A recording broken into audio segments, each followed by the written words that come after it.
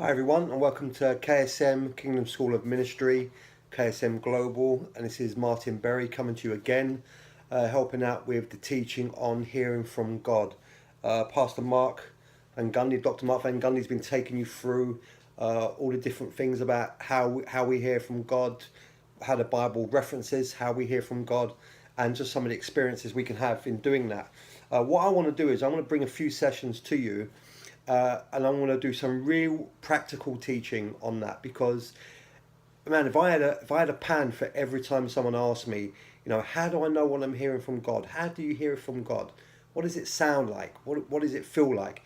And it's so hard to answer because every one of us experience that completely different. So I can't sit here and say to you, right, this is exactly how you're going to hear from God if you take these few steps, because it's going to be different for me than it is for you.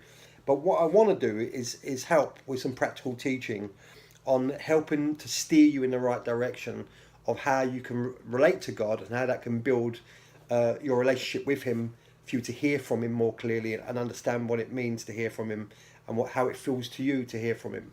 Because obviously, when I hear from God, for me personally, I understand what it's like. I understand how He speaks to me because of our relationship, and I'm hoping that you'll develop that yourself with a few easy steps. So we're going to start with the obvious one, and I know Dr. Mark has already covered some of this, but I want to look at it from a different angle.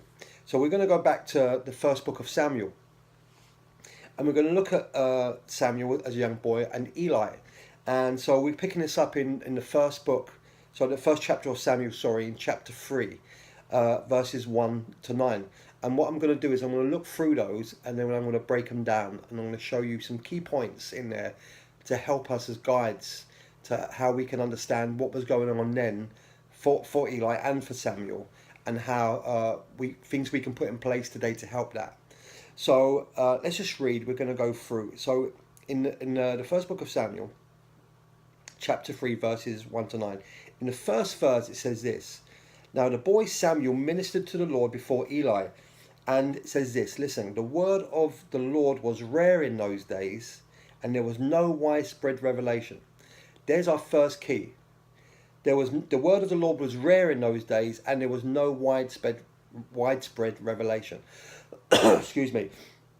So the first point is this: is if you put yourself in a position where there is no word and there is no widespread revelation, you've really got to put yourself in a real difficult position, because you're not going to hear from God if you're not putting yourself in a position to hear from God.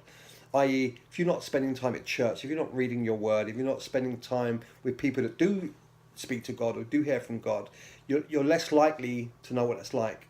So we see here, the backdrop, it gives us straight away that, by the way, before we get into this story, the word of the Lord was rare and there was no widespread revelation.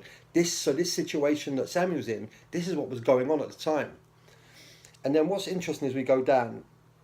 So verse 2, it says, And it came to pass at that time, while Eli was lying down in his place, and when his eyes had begun to grow so dim that he could not see, and before the lamp of the God went out in the tabernacle of the Lord, where the ark of God was, and while Samuel was lying down, the Lord called Samuel. And we know this story, that the Lord keeps calling Samuel. He keeps running back to Eli saying, You called me. And he said, It's not me that's calling you, go back. And then so Samuel didn't know, and it goes down, and in verse 7 it says this. It says, Now Samuel did not yet know the Lord, nor was the word of God yet revealed to him. So right at the start we see the word of the Lord was rare, and there was no widespread revelation.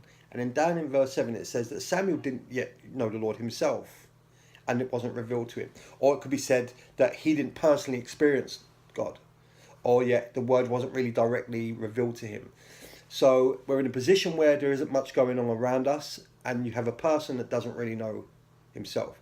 Some of you may find yourself in that place, and that's the key for us today. So for me, I want to say this to you, is that you to be like Samuel, not know, to be sure, it's even more hindered by being in a place where there is nothing. So I would say this to you, brothers and sisters that are listening: be around, be in an opportunity to hear from God, be in His Word, be in a setting where there are people that are hearing from God. And that could be the greatest asset for you to learn. That's what helped me growing as a young Christian, was I put myself around people that were learning from God, those who were seeking God. And although they could never teach me exactly how it worked for them, I could learn a lot for myself from them because of that. And I really hope this helps you, this lesson, this first one. It's just understanding the backdrop of that story and how that will work for you. So I just pray the Lord would bless you. I pray that He would, as you relate to Him, He will speak to you, and your relationship will grow and develop more with Him in that situation. So bless you. Thank you for listening, and tune in again soon. Bless you.